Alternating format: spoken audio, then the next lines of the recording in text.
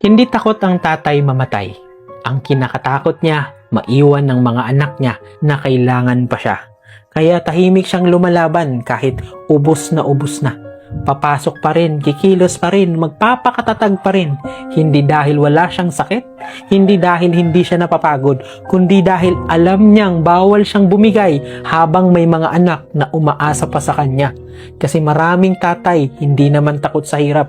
Sanay na sila sa puyat, sa pressure, sa utang, sa bigat na hindi nila sinasabi.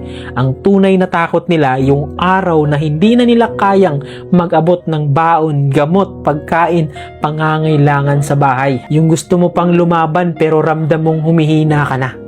Masakit lang kasi madalas hindi napapansin ang takot ng tatay. Kapag tahimik siya, akala ng lahat okay siya. Kapag kumikilos pa, akala ng lahat kaya pa.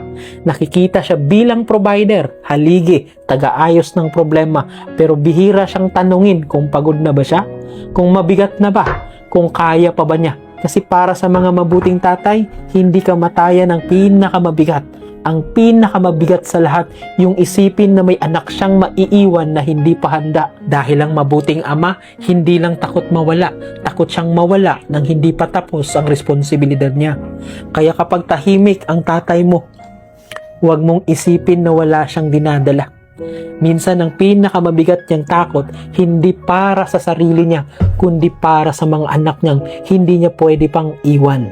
Maniwala kayo, kasi pagod na rin siya. Pero mahal niya kayo, kaya nagpapatuloy siya. Please, say I love you.